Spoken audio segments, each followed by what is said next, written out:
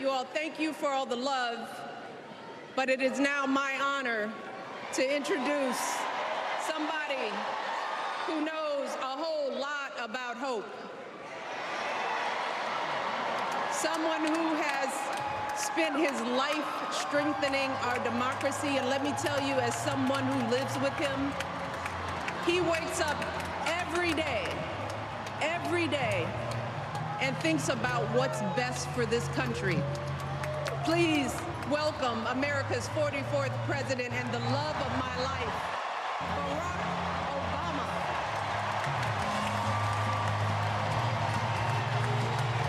First Lady Michelle Obama with a fiery, heartfelt, and personal call to action as she greets her husband, former President Barack Obama. Chat, the noise gate can't contain anything right now. It is impossible to hear myself think, even with like my noise gated headphones in here. It's fucking crazy. Had some things to get off her chest, particularly about Donald Trump, first by implication and then by name, Hallie. She blew the roof off this place. It was a full-throated endorsement of Kamala Harris and a full-throated indictment of Donald Trump. She has blown the doors off this house and certainly raised the bar for what is to come from her husband.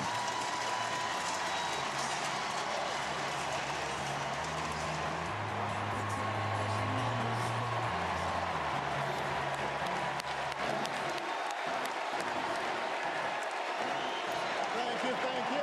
Do you want to turn around and witness this? No, I don't care. Thank you, everybody. Thank you.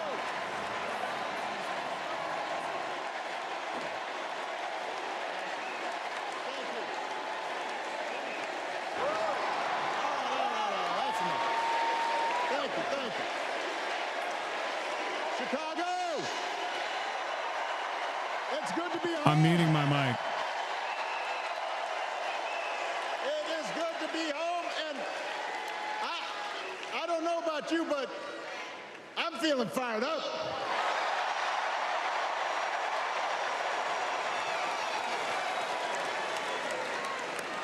I am feeling ready to go.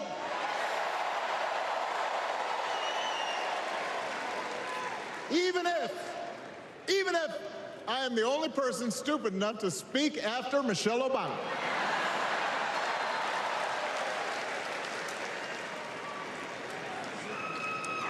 I am feeling hopeful because this convention has always been pretty good to kids with funny names who believe in a country where anything is possible. Because we have a chance to elect someone who has spent her entire life trying to give people the same chances America gave her. Someone who sees you and hears you and will get up every single day and fight for you. The next president of the United States of America, Kamala Harris.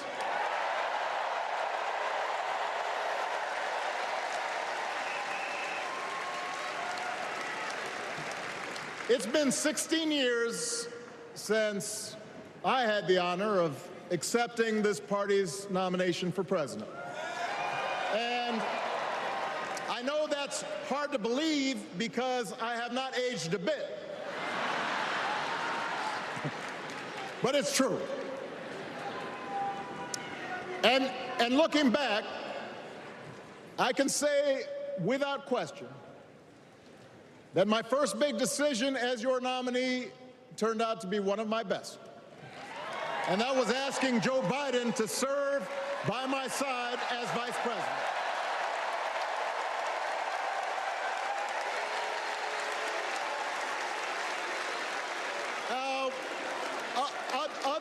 Other than some common Irish blood, Joe and I come from different backgrounds, but we became brothers.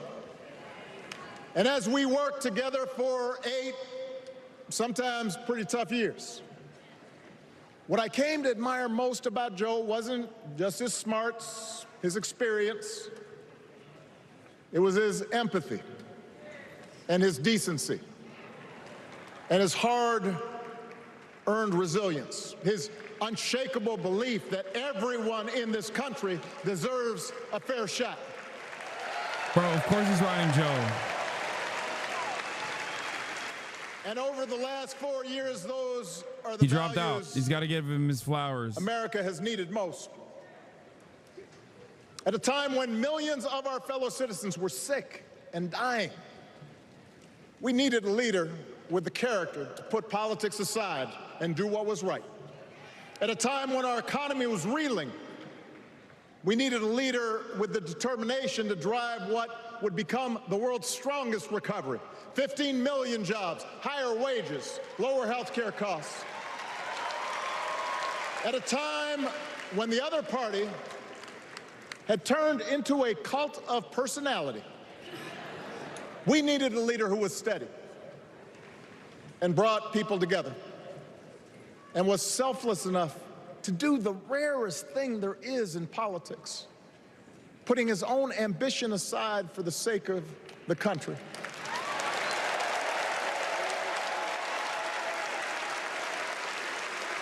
History will remember Joe Biden as an outstanding president who defended democracy at a moment of great danger. And I am proud to call him my president, but I am even prouder to call him my friend.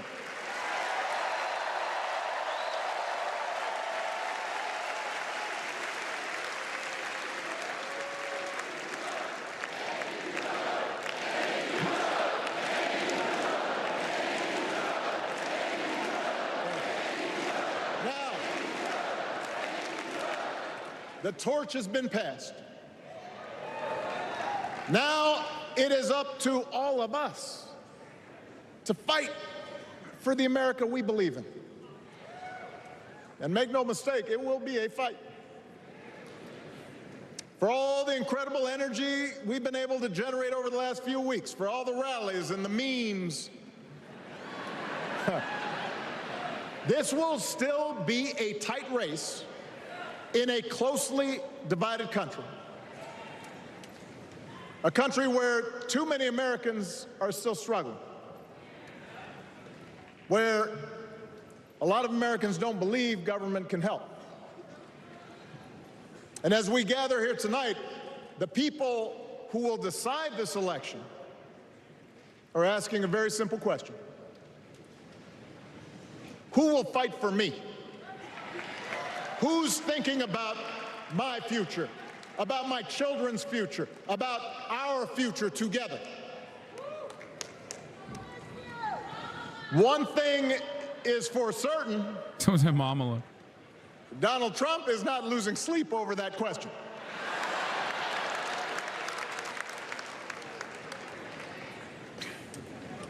Here's a 78-year-old billionaire who has not stopped whining about his problems since he rode down his golden escalator 9 years ago.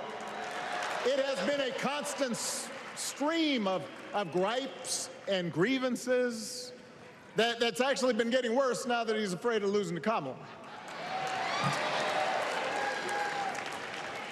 There's the childish nicknames, the crazy conspiracy theories, this weird obsession with crowd sizes.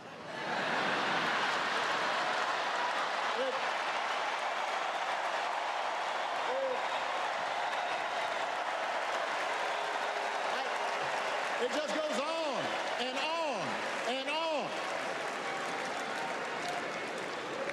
The other day I heard someone compare Trump to the neighbor who keeps running his leaf blower outside your window every minute of every day.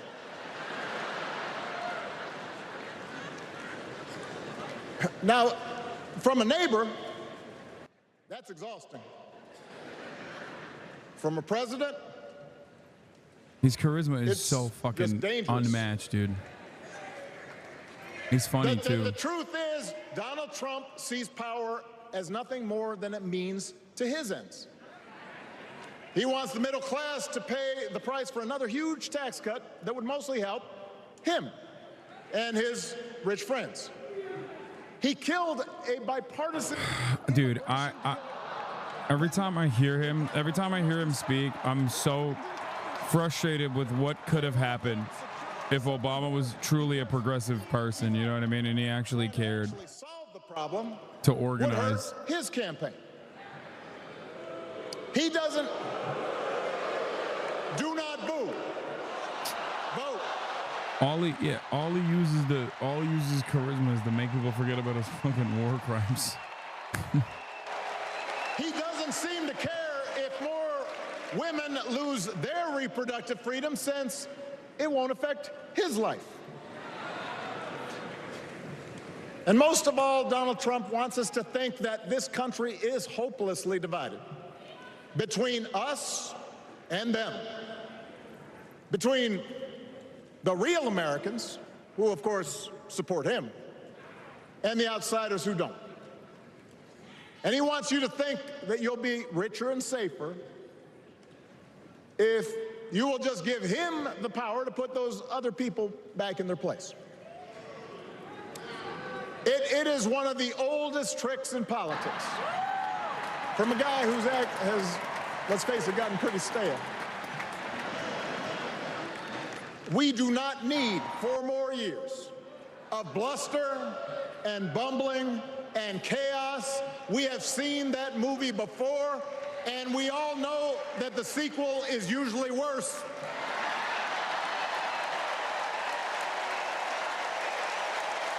That's my line. America's ready for a new chapter.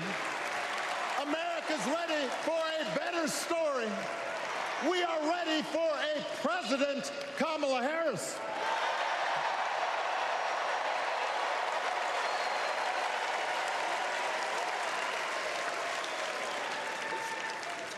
And Kamala Harris is ready for the job. This is a person who has spent her life fighting on behalf of people who need a voice and a champion. As you heard from Michelle, Kamala was not born into privilege. She had to work for what she's got. And she actually cares about what other people are going through. She's not the neighbor running the leaf blower. She's the neighbor rushing over to help when you need a hand. As a prosecutor, Kamala stood up for children who had been victims of sexual abuse. As an attorney general of the most populous state in the country, she fought big banks and for-profit colleges, securing billions of dollars for the people they had scammed. After the home mortgage crisis, she pushed me and my administration hard to make sure homeowners got a fair settlement. And we did not do that. Didn't matter that she had knocked on doors for my campaign in Iowa. She was going to fight to get as much relief as possible for the families who deserved it. So she was ineffective, is that what you're saying? She helped take on the drug companies to cap the cost of insulin, lower the cost of health care, get families with kids a tax cut. And she is running for president with real plans to lower costs even more and protect Medicare and Medicaid, and sign a law to guarantee every woman's right to make her own health care decisions.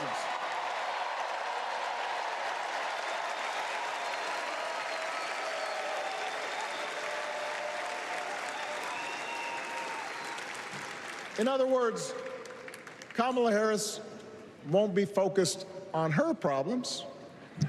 She'll be focused on yours.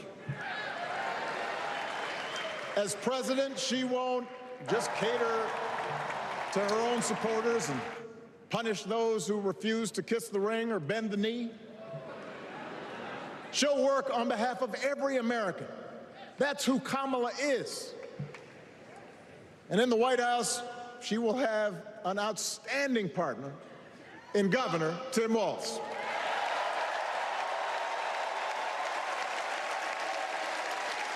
Let me tell you something. Let me tell you something. I love this guy. Tim is the kind of person who should be in politics. Born in a small town, served his country, taught kids, coached football, took care of his neighbors. He knows who he is, and he knows what's important. You can tell those flannel shirts he wears don't come from some political consultant. They come from his closet, and they have been through some stuff. It's funny he says that because he's the opposite, you know what I mean? They have been through some stuff. That's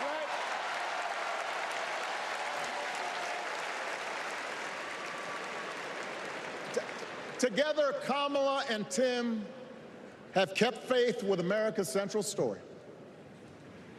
A story that says we are all created equal.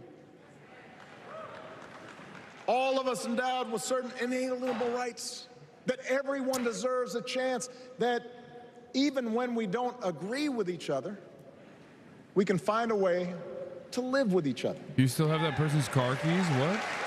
That's Kamala's vision. That's Tim's vision. That's the Democratic Party's vision. And our job over the next 11 weeks is to convince as many people as possible to vote for that vision. Now, it won't be easy. The other side knows it's easier to play on people's fears and cynicism, always has been. They will tell you that government is inherently corrupt, that sacrifice and generosity are for suckers. And since the game is rigged, it's okay to take what you want and just look after your own. That's the easy path. We have a different task. Our job is to convince people that democracy can actually deliver.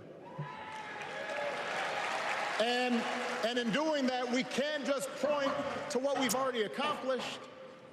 We can't just rely on the ideas of the past. We need to chart a new way forward to meet the challenges of today. And Kamala understands this. She knows, for example, that if we want to make it easier for more young people to buy a home, we need to build more units and clear away some of the outdated laws and regulations that made it harder to build homes for working people in this country. That is a priority, and she's put out a bold new plan to do just that. Yeah, no, deregulation is the way. Thanks, guys. On health care, we should all be proud of the enormous progress that we've made through the Affordable Care Act, providing millions of people access to affordable coverage, protecting millions more from unscrupulous insurance practices. I noticed, by the way, that since it's become popular, they don't call it Obamacare no more.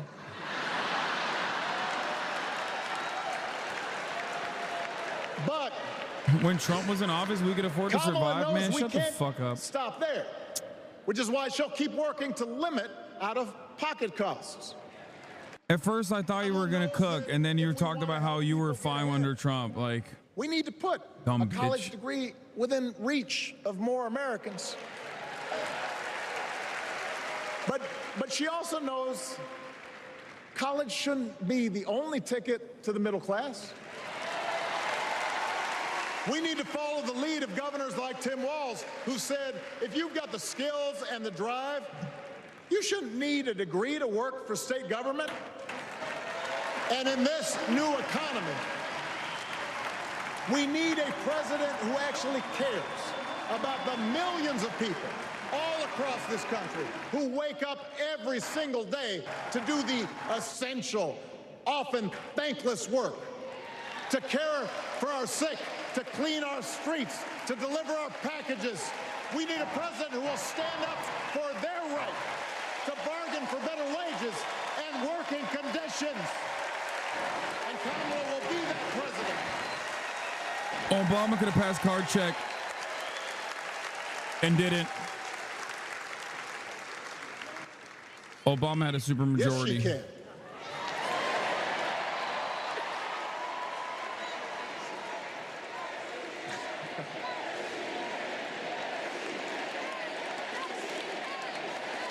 Yes, she can. A Harris-Walz administration can help us move past some of the tired old debates that keep stifling progress, because at their core, Kamala and Tim understand that when everybody gets a fair shot, you sound like a butthurt eggs. I am. They understand that when every child gets a good education, I am. the whole economy gets stronger. When women are paid the same as men for doing the same job, all families benefit.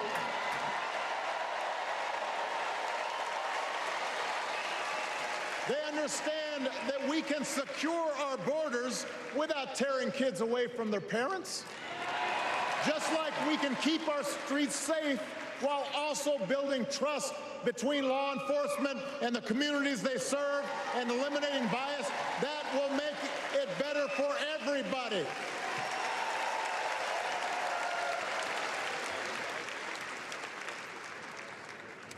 Donald Trump and his well-heeled donors, they don't see the world that way. For them, one group's gains is necessarily another group's loss. For them, freedom means that the powerful can do pretty much what they please, whether it's fire workers trying to organize a union, or put poison in our rivers, or avoid paying taxes like everybody else has to do.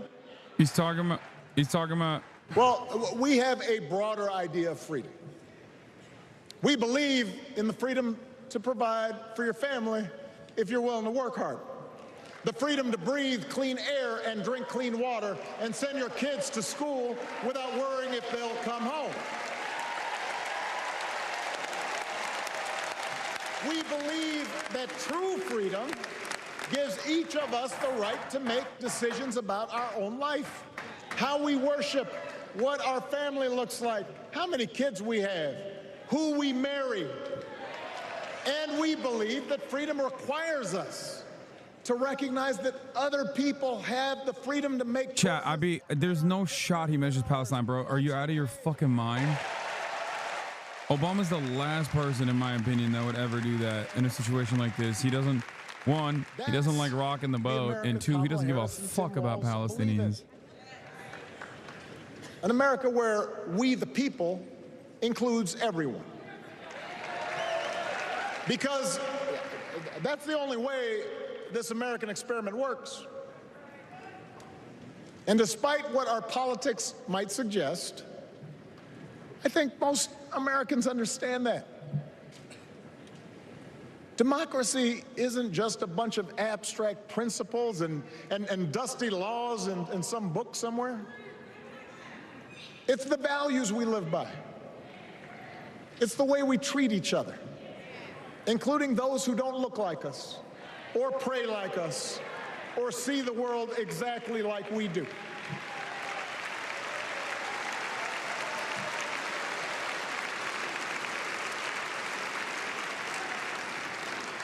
That sense of mutual respect has to be part of our message. Our politics have become so polarized these days that all of us across the political spectrum seem so quick to assume the worst in others, unless they agree with us on every single issue. We start thinking that the only way to win is to scold and shame and out-yell the other side. And after a while, regular folks just tune out, or they don't bother to vote.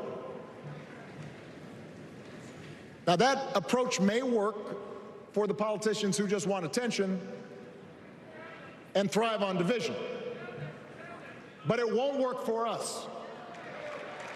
To make progress on the things we care about, the things that really affect people's lives, we need to remember that we've all got our blind spots and contradictions and prejudices, and that if we want to win over those who aren't yet ready to support our candidates, we need to listen to their concerns and maybe learn something in the process. This is like the most. After all, if a parent or grandparent occasionally says something that makes us cringe, We don't automatically assume they're bad people.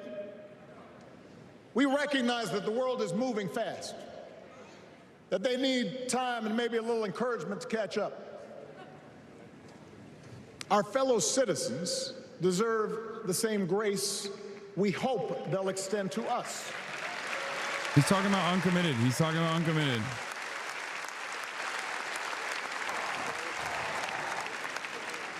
That's how we can build a true Democratic majority, one that can get things done. Oh my God, I was so wrong. He's talking about Republicans. Oh my God. That does not just matter to the people in this country. The rest of the world is watching to see if we can actually pull this off. Oh my God, he was talking about Republicans. Oh my God. No nation, no society has ever tried to build a democracy as big and as diverse as ours before. One that includes people that over decades have come from every corner of the globe. One where our allegiances and our community are defined not by race or blood, but by a common creed. And that's why when we uphold our values, the world's a little brighter. When we don't, the world's a little dimmer. And dictators and autocrats feel emboldened. And over time, we become less safe. We shouldn't be the world's policemen, and we can't eradicate every cruelty and injustice in the world. But America can be and must be a force for good. Discouraging conflict, fighting disease, promoting human rights, protecting the planet from climate change, defending freedom, brokering peace. That's what Kamala Harris believes, and so do most Americans.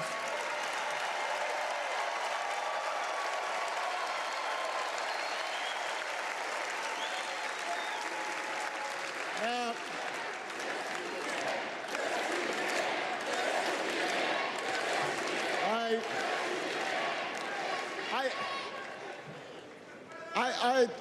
I know these ideas can feel pretty naive right now. We live in a time of such confusion and rancor, with a culture that puts a premium on things that don't last. Money, fame, status, likes. We chase the approval of strangers on our phones. We build all manner of walls and fences around ourselves, and then we wonder why we feel so alone. We don't trust each other as much because we don't take the time to know each other. And in that space between us, politicians and algorithms teach us to caricature each other and troll each other and fear each other. But here's the good news, Chicago. All across America, in big cities and small towns, away from all the noise, the ties that bind us together are still there. We still coach Little League and look out for our elderly neighbors. We still feed the hungry in churches and mosques and synagogues and temples. We share the same pride when our Olympic athletes compete for the gold. Because the vast majority of us do not want to live in a country that's bitter and divided. We want something better. I feel not great right now, simply because Obama is like, he's the rudder that guides the ship. And it does feel like he's just glazing over a lot of key issues to talk about like bipartisanship and to find like a common reasonable middle ground. And Kamala is going to be that person. I don't really expect him. I didn't expect him to make like bold declarations regardless going forward. But the reality of the matter is, like, I mean, he's an endlessly charismatic individual. He's an incredibly skilled, incredibly powerful orator. And I'm just reminded of all of the feelings that I've had about in the early days of hope and change, of like what he spelled for the future of America and what he ended up doing. And it's just like a painful memory. It's just rehashing all of those painful memories of believing in something and then having that perish in front of your eyes. Like this is the dude that has like all the power in the world almost. Like I don't believe in like a great man theory by any means, but like he has the power to make genuine change, and he just uses it to get like Netflix deals. You know what I mean? It's like a fucking false prophet. One was a black woman from right here, south side of Chicago, right down the way. Went to Englewood High School. The other was a little old white lady born in a tiny town called Peru, Kansas. Now, I know there aren't that many people from Peru.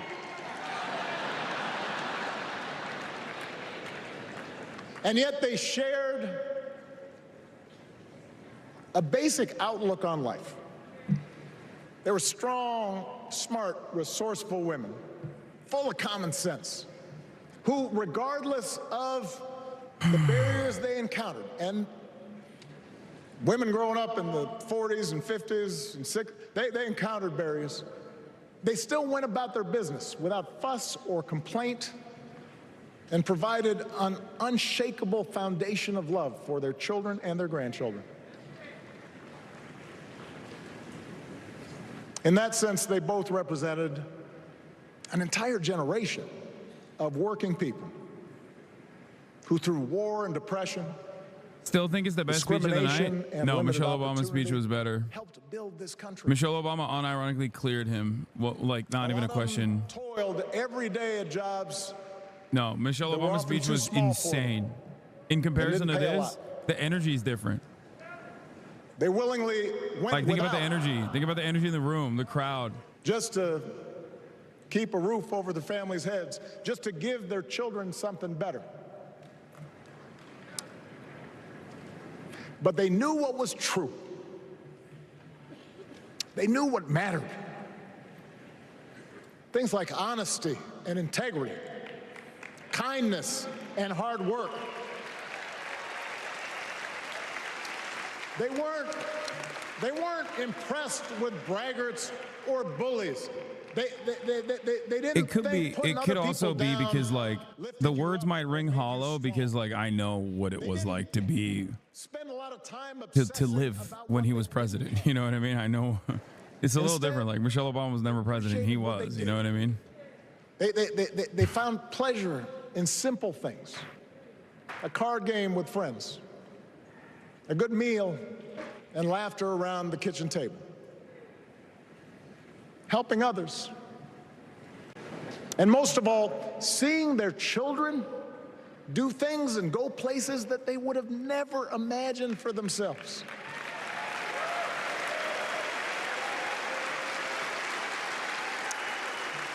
Whether you are a Democrat or a Republican or somewhere in between,